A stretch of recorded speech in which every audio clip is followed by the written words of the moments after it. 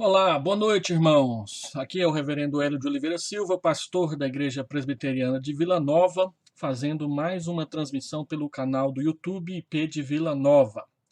Você é bem-vindo, já estou percebendo aqui alguns irmãos entrando e eu espero que o som essa semana esteja bom, perfeitamente funcionando, para que você possa participar conosco e usufruir desse estudo.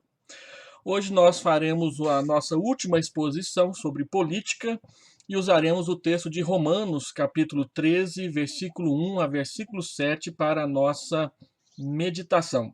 Então, acompanhe comigo a leitura. Romanos, capítulo 13, versículo 1 a versículo 7. A palavra do Senhor diz: todo homem esteja sujeito às autoridades superiores, porque não há autoridade que não proceda de Deus, e as autoridades que existem foram por ele instituídas. De modo que aquele que se opõe à autoridade resiste à ordenação de Deus, e os que resistem trarão sobre si mesmos condenação. Porque os magistrados não são para temor quando se faz o bem, e sim quando se faz o mal.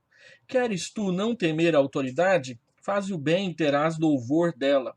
Visto que a autoridade é ministro de Deus para teu bem, entretanto, se fizeres o mal, teme, porque não é sem motivo que ela traz a espada, pois é ministro de Deus, vingador, para castigar o que pratica o mal. É necessário que lhe estejais sujeitos, não somente por causa do temor da punição, mas também por dever de consciência. Por esse motivo também pagais tributos, porque são ministros de Deus, atendendo constantemente a este serviço. Pagai a todos o que lhes é devido, a quem tributo, tributo, a quem imposto, imposto, a quem respeito, respeito, a quem honra, honra. Vamos fazer uma oração. Pai amado, Deus querido, quero pedir que o Senhor nos acompanhe, nos dirija nesse estudo, nessa exposição da tua palavra, a fim de que nossas mentes, nossos corações sejam esclarecidos quanto ao ensino do Senhor sobre a obediência ou a desobediência civil. Para que nós cristãos sejamos completamente conduzidos pela palavra do Senhor e sejamos cidadãos conscientes na nossa participação, na nossa cidade, no nosso estado, no nosso país. Nós oramos pedindo essa bênção em nome de Jesus. Amém. Muito bem, estou vendo aqui vários irmãos, eu quero dar boa noite a vocês. A Maria de Lourdes, Cleisia, Thelma, Brandina, são bem-vindas. A Ivani, Irene, são todas bem-vindas e são todos bem-vindos. Graças a Deus, hoje o som está funcionando. O que aconteceu na semana passada foi que o meu aplicativo da internet para a transmissão desconfigurou o som e eu só fui descobrir isso no dia seguinte. Mas vamos lá. Romanos, capítulo 13, versículo 1 a versículo 7. Em seu comentário de Romanos, o Dr. John Stott, um pastor anglicano da Inglaterra, ele intitula esse parágrafo de cidadania consciente. E ele comenta que, historicamente, as relações entre a igreja e o Estado têm sido notoriamente controvertidas no decorrer dos séculos. 4 modelos principais já foram tentados, alguns ainda estão em andamento. O primeiro deles é o chamado erastianismo, ou chamado de papismo cesáreo, no qual entende-se que o Estado, o governo, deve controlar a igreja, como acontece na Alemanha, na relação do governo alemão com a igreja luterana, e também muito na Inglaterra, na relação da igreja anglicana com a coroa inglesa. Uma outra tentativa é o extremo oposto dessa primeira, que é a teocracia, onde a igreja controla o Estado. A igreja católica, a igreja cristã, durante muitos séculos, lutou nessa linha de frente. O chamado constantinismo, que é o compromisso pelo qual se estabelece que o Estado favorece a igreja e essa se acomoda ao Estado a fim de garantir os seus favores, cedendo ao Estado o governo sobre si voluntariamente. E uma visão que veio depois e que surgiu durante o período da Reforma, que é a chamada parceria. Igreja e Estado reconhecem e incentivam um ao outro nas distintas responsabilidades dadas por Deus em um espírito de colaboração construtiva. Martinho Lutero chamava o Estado de a mão esquerda de Deus, enquanto ele chamava a igreja de a mão direita de Deus. Deus tinha duas mãos e ele usava as duas, o Estado e a igreja, para realizar a sua vontade aqui na terra. O texto que nós estamos trabalhando aqui, de Romanos, ele trata sobre isso. E este último conceito de parceria parece ser o melhor e se encaixa aqui no texto de Romanos 13. Jesus deixou bem claro que a igreja e o Estado têm papéis diferentes e que os cristãos têm deveres tanto para com Deus como para com o Estado. Jesus disse: deem a César o que é de César e a Deus o que é de Deus, na sua controvérsia contra os saduceus, em Marcos capítulo 12, versículo 17. O que Paulo escreve aqui é ainda mais notável se nós lembrarmos que naquela época não havia autoridades cristãs, seja no nível global, regional ou local. Pelo contrário, eram todos romanos ou judeus ou gentios, e, portanto, nada amistosos. Aliás, na época de Paulo, eles eram completamente hostis ao cristianismo que a igreja vivia naquele período. Mesmo assim, Paulo declara que foram estabelecidas por Deus e, por isso, exige que os cristãos se submetam a elas e cooperem com elas. Segundo o ensino do Antigo Testamento, o Senhor é soberano sobre todos os reinos humanos e os dá a quem ele quer. Você pode conferir isso em Daniel, capítulo 4, no verso 17, no verso 25, no verso 32. E por seu intermédio, por intermédio do Estado, reinam os reis, os principados decretam justiça, ou, aliás, por intermédio de Deus. Você lê Provérbios, capítulo 8, versículo 15 e seguintes, e você toma conhecimento deste ensinamento do Antigo Testamento. É provável que Paulo esteja tentando orientar a igreja de Roma em meio às constantes perturbações que haviam resultado quando o imperador Cláudio, no ano de número 52, ele ordenou que todos os judeus saíssem de Roma. Isso está narrado na Bíblia em Atos, capítulo 18, versículo 2, e que, de acordo com a obra de história do mundo de um homem chamado Suetônio, um historiador romano, intitulada A Vida de Cláudio, que era o César naquele período, antes de Nero, aconteceram por instigação de Cristo. A palavra Cristo é escrita em romano com o C-H-R-I-T-U-S. E a palavra Crestus era C-H-R-S-T-U-S.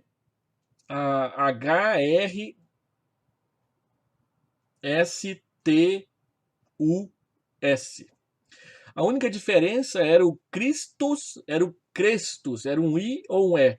Então, alguns acham que Suetônio, que não conhecia a respeito de Cristo, escreveu Crestus em vez de escrever Cristo, alguns entendendo que foi quando o evangelho chegou a Roma, é que houve uma ebulição dos judeus, e isso causou esse decreto de Cláudio expulsando todos os judeus de Roma naquele período, e foi o período em que Paulo conheceu Priscila e Áquila, que estavam saindo de Roma em função do mandamento do decreto de Cláudio. Agora, isso é só uma possibilidade, não temos certeza. Quando Paulo escreve a carta aos Romanos, ele a escreve com a finalidade de preparar o caminho para o cumprimento do seu projeto, que era pregar o evangelho na Espanha. Para isso, ele expôs longamente a sua compreensão da doutrina da justificação pela fé somente e mostrou-se desejoso de descansar em Roma por um tempo após o seu julgamento por César. Não sabemos se Paulo foi mesmo a Roma no período em que ele ficou 2 anos livre do julgamento de César, se ele de fato foi solto e por isso foi à Espanha, ou se ele não foi solto e aguardou seu julgamento final, que ele narra em 2 Timóteo, capítulo 4, e por fim decapitado na cidade de Roma.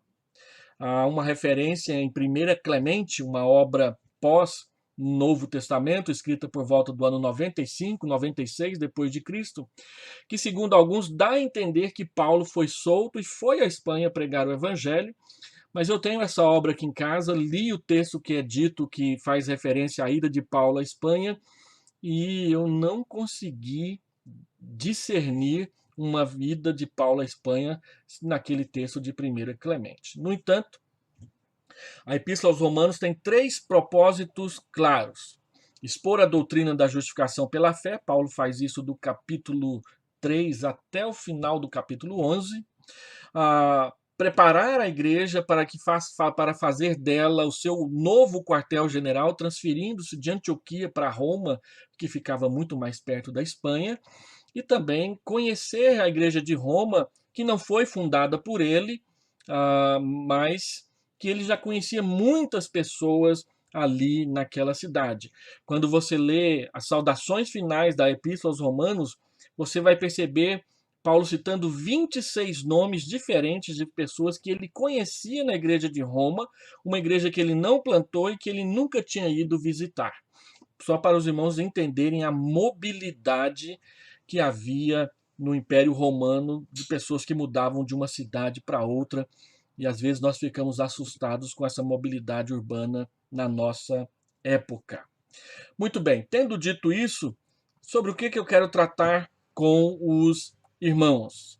A minha proposição, pensando nas eleições que se aproximam, eu creio ser pertinente meditarmos um pouco sobre o ensinamento bíblico a respeito da obediência civil ao Estado, levantando 5 ensinamentos fundamentais apontados por Paulo nesse breve parágrafo da sua carta aos Romanos. São 5 ensinamentos, mas eu espero não gastar muito tempo falando sobre cada um deles, apenas apresentando para que os irmãos tomem conhecimento. Então, em primeiro lugar, Paulo fala que a autoridade do Estado procede de Deus.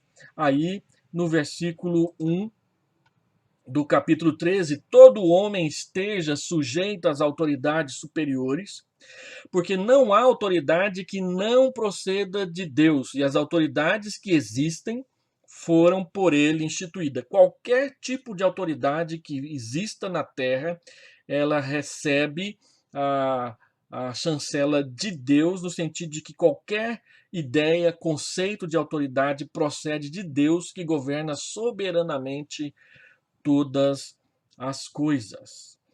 Entendendo isso, então, nós precisamos entender que todos nós devemos nos sujeitar às autoridades superiores. E aqui Paulo está falando de autoridades, todo e qualquer tipo de autoridade que seja colocada sobre nós, dos nossos pais, da nossa liderança na igreja, da nossa liderança no trabalho, da nossa liderança nos cursos e nas escolas que frequentamos, e da liderança civil, por meio dos magistrados jurídicos, por meio dos vereadores, deputados e senadores, por meio dos governadores, prefeitos e presidente da República, no nosso caso de brasileiros.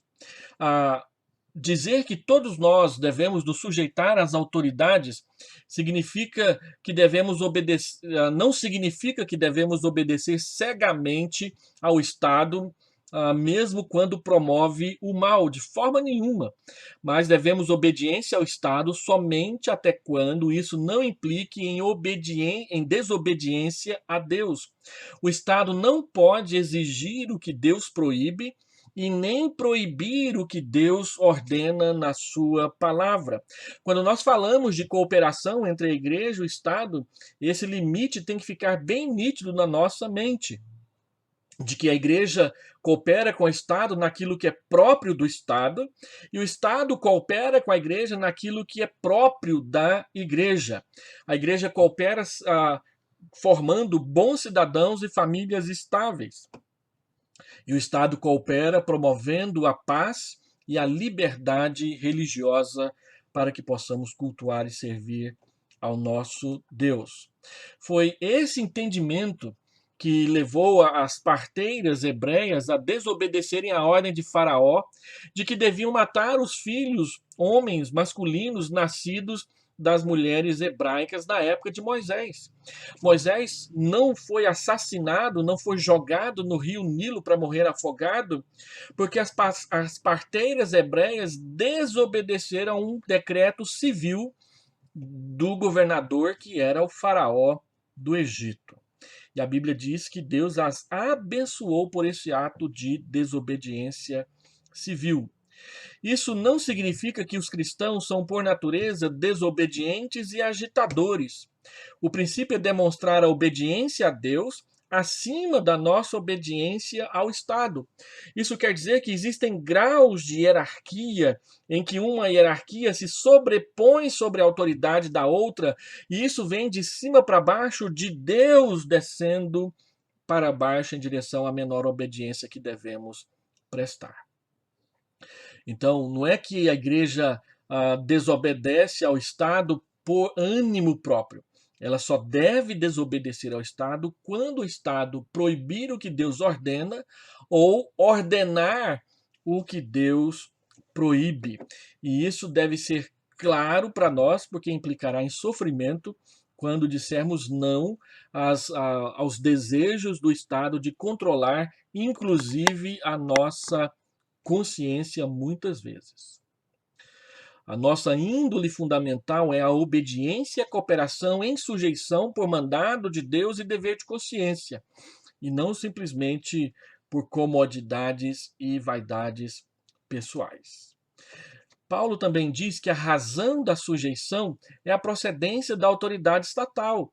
Ora, todo tipo de autoridade procede, tem o seu nascimento, tem a sua origem em Deus. A razão da obediência civil é a origem divina de qualquer conceito de autoridade. Para Calvino, isso é legítimo porque o direito de governar é ordenado por Deus visando o bem-estar da humanidade.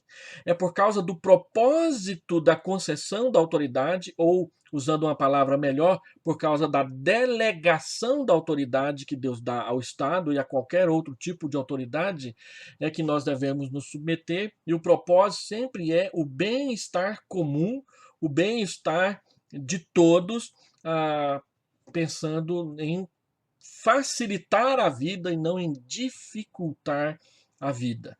Por quê? Porque Deus é o instituidor de todo tipo de autoridade. A raiz, o fundamento de qualquer tipo de autoridade está em Deus, na sua soberania. A origem de toda e qualquer autoridade, dos pais sobre os filhos, dos patrões sobre os empregados, dos governantes sobre o povo, está em Deus e cumpre propósitos divinos que são sempre visando o bem e não o mal na vida das pessoas. Esse é o primeiro ensinamento. Guarde aí na sua memória. A autoridade do Estado procede de Deus no que diz respeito ao seu conceito. Segundo, resistir ao Estado enquanto ele cumpre essa ordenação divina é resistir ao próprio Deus. Observe a expressão que Paulo usa aí no versículo de número 2, que você precisa ler. Ele diz aí: de modo que aquele que se opõe à autoridade resiste à ordenação de Deus, e os que resistem trarão sobre si mesmos condenação. Então, a expressão de modo que estabelece uma relação de lógica e consequência entre a afirmação do versículo 1 e a conclusão lógica do versículo 2. Qual é essa conclusão lógica? De que opor-se ao Estado é resistir a Deus quando o Estado cumpre os propósitos de Deus, não quando o Estado se opõe a Deus. Isso precisa ficar claro na nossa mente. Ninguém pode resistir a Deus sem trazer ruínas sobre si mesmo. Essa frase não é minha, ela está no comentário de Calvino sobre o livro de Romanos.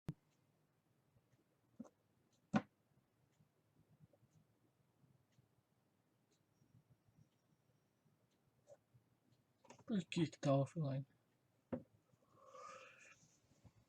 Muito bem, retomando aqui,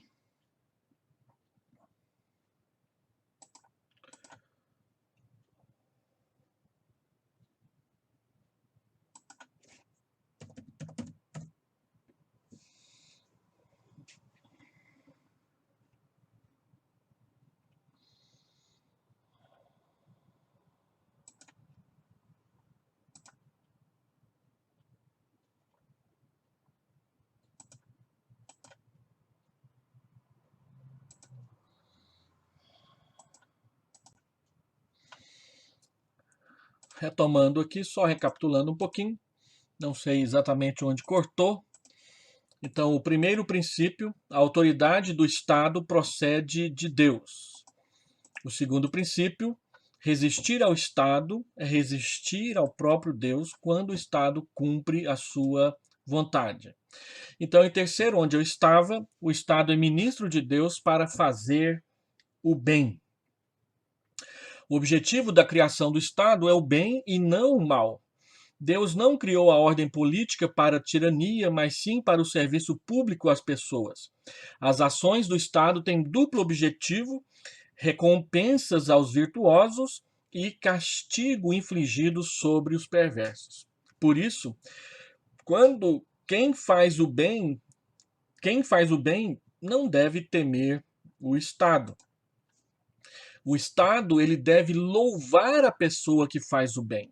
A palavra louvor aqui não tem o sentido religioso, de culto, mas tem o sentido de elogio, de dar o muito bem, de dar os parabéns pela fidelidade. A autoridade, ainda dentro desse conceito, ela é serva de Deus, ela é diácono para o nosso bem. A administração estatal jamais deve ser feita em função de si mesma, mas visando ao bem público. Por ser serva, não tem poderes ilimitados, mas devem prestar contas ao seu instituidor, que não é o povo ou a democracia. O poder não emana do povo, o poder emana de Deus. A autoridade, ela emana de Deus, do próprio Deus. Logo, o Estado, ele traz a espada, a vingança e o castigo para os obedientes. É assim que deveria ser. Por isso, nós devemos nos preocupar muito com a promulgação de leis justas e não leis que servem a interesses de grupos ou de pessoas, como muitas vezes nós vemos. Aqueles que criticam o Estado, dizendo que o Estado só serve às oligarquias, todos os países em que essas pessoas tomaram poder, elas fizeram ou a mesma coisa ou pior do que esses que eles estão criticando. Por quê? Por causa da corrupção pecaminosa do Estado pelos seus agentes. Agora, o conceito bíblico é de que o Estado, ele traz a espada, a vingança e o castigo sobre para os desobedientes. Novamente, Paulo deixa claro, usando palavras fortes, que o Estado deve punir os infratores, nunca servi-los visando suborno ou vantagens. E esse é um dos textos do Novo Testamento usados para defender a veracidade da pena de morte. Os castigos devem ser aplicados de acordo com as ofensas cometidas, jamais acobertadas por foros privilegiados, nem apressadas a fim de promover queima de arquivos comprometedores, como muitas vezes a gente toma consciência por aí. Quarto princípio, a sujeição do Estado é dever de consciência cristã, ou a sujeição ao Estado é dever de consciência dos cristãos. As duas afirmações a seguir são a reafirmação e o resumo do ensino paulino nesse parágrafo das Escrituras.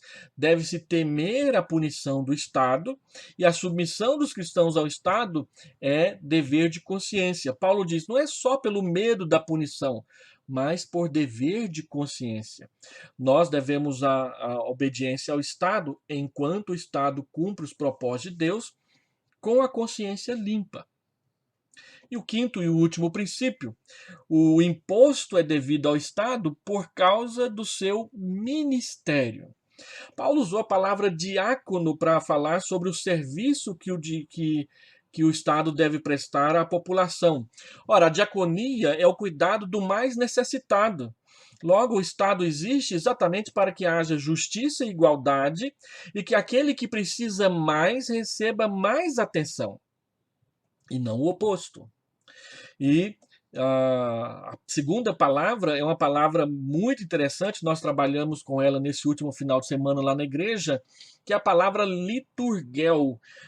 O Estado é ministro de Deus, é servo de Deus, liturgicamente falando.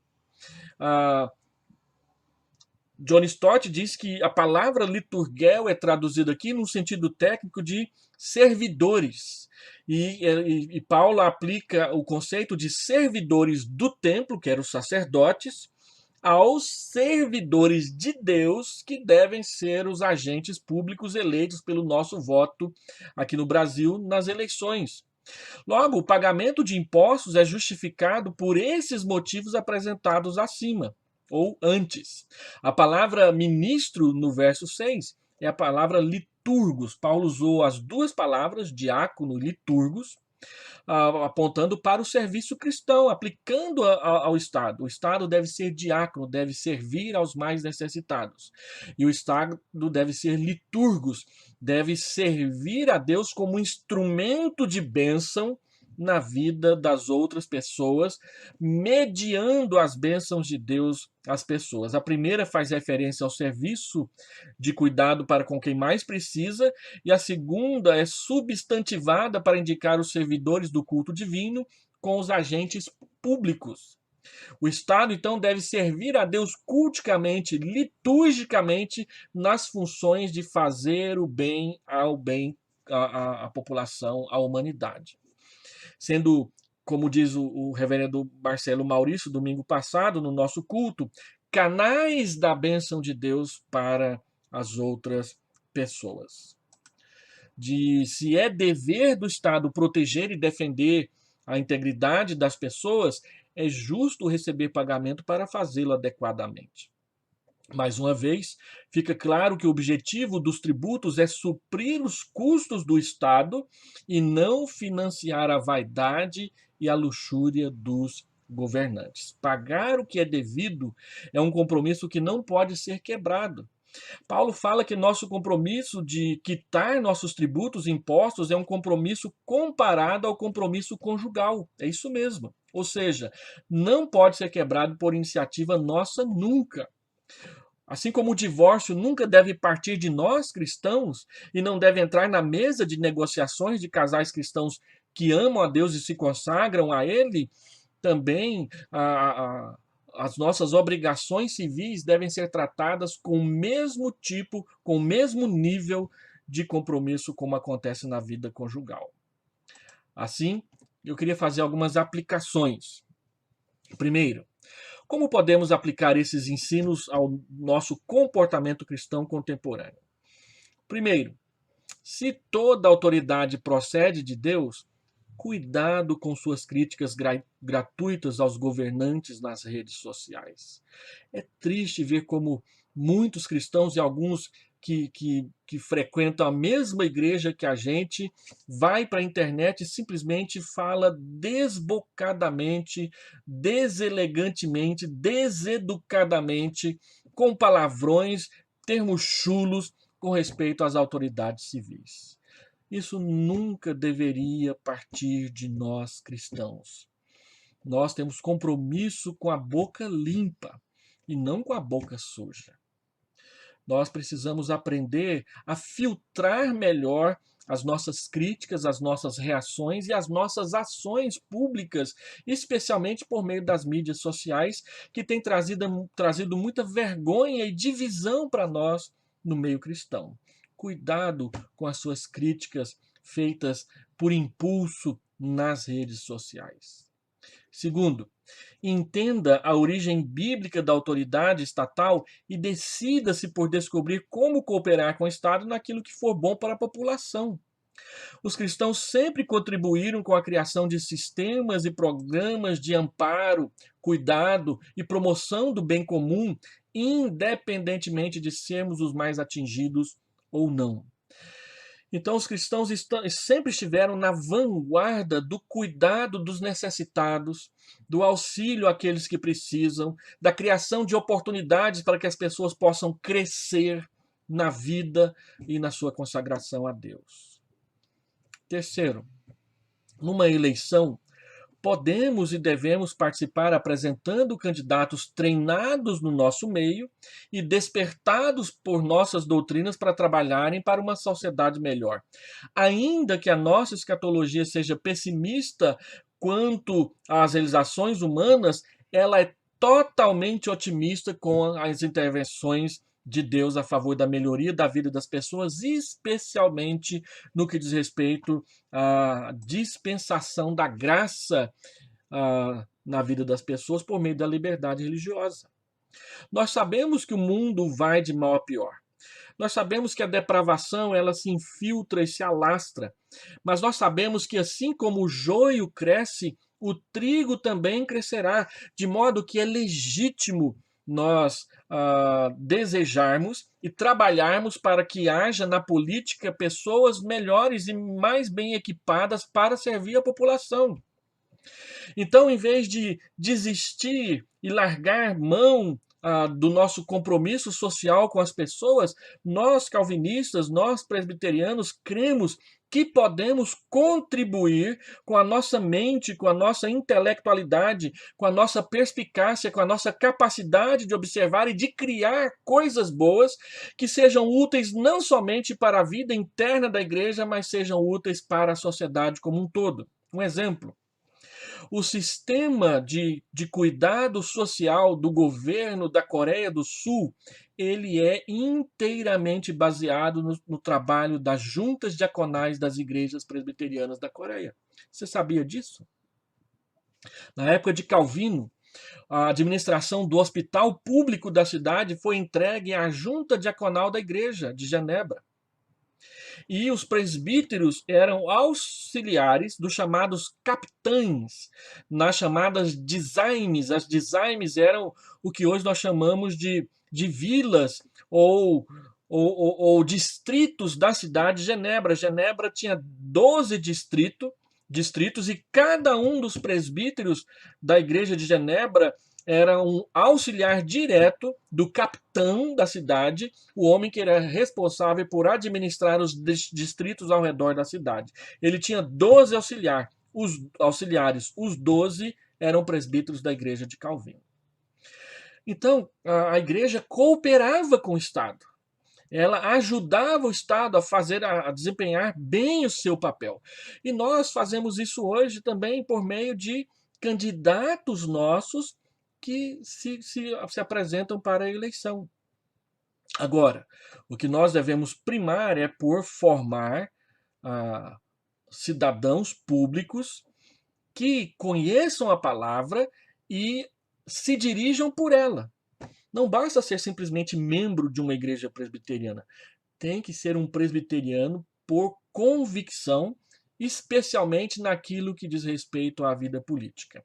Um equívoco histórico é de achar que as doutrinas presbiterianas ou calvinistas se resumem unicamente aos 5 solas e aos 5 pontos do calvinismo dos cânones de Dort. Não, os 5 pontos do calvinismo diz respeito apenas às nossas doutrinas sobre e referentes à salvação, à soterologia. Os 5 solas dizem respeito à fé, à graça, ao papel mediador de Cristo e à glória de Deus.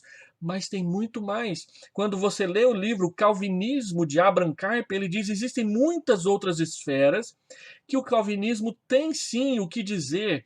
Basta você ler o livro O Pensamento Econômico e Social de Calvino para você ver que ele enxergava muito mais. Nós é que estamos enxergando cada vez muito menos. Então, quarto lugar, a submissão ao Estado é dever de consciência para nós, por causa de sabermos que toda autoridade procede de Deus. Em vez de falar somente do que é mal, tome a decisão de falar do que é bom e ajudar a construir o melhor com propostas positivas de mudança. Fuja de ser apenas mais um que acha na malhação, no falar mal, o seu sentido da vida. Não. seja mais proativo como cristão na sociedade. E quinto e último lugar, finalmente, seja honesto e fiel nos seus impostos e obrigações civis. Quem não é fiel nos seus pagamentos pessoais e individuais não tem moral para criticar os políticos que lançam mão de nossas contribuições para o uso indevido e o roubo. Nós roubamos dos outros quando não pagamos. O imposto que você não paga também não ajuda o pobre que precisa de saúde e médico atendendo no posto de saúde. Não é só o vereador, não é só o deputado, não é só o senador que vai lá e desvia milhões. Antes dele desviar aqueles milhões, outros tantos milhões desviaram outros milhões em quantidades menores. A infidelidade do imposto é um exemplo claro disso. Nós roubamos dos outros quando não pagamos nossos impostos e taxas. Começando dos nossos dízimos devidos a Deus. Quantos de nós não contribuímos com nada na igreja e depois reclamamos que o Estado está na situação em que está, ou até mesmo que a igreja está na situação em que está? Quem é fiel no pouco, Deus o colocará sobre o muito, para administrar, para cuidar, para servir mais e melhor. Mas quem é infiel no pouco, Deus não o colocará sobre o muito. Porque se for colocado sobre o muito, será infiel ali também. Então pense sobre essas coisas, porque quem não é fiel no pouco, certamente não será quando puder administrar o muito, que na maioria das vezes é dos outros. Que Deus tenha misericórdia de nós.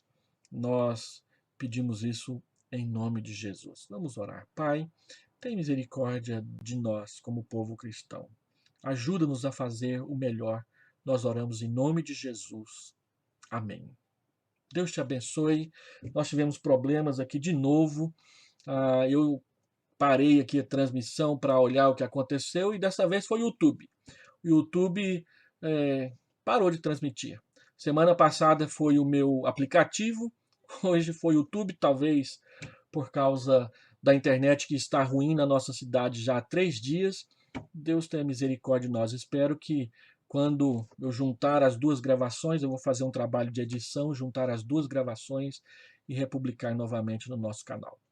Deus vai tendo misericórdia de mim, como pregador aqui no YouTube, e Deus tenha misericórdia de todos nós.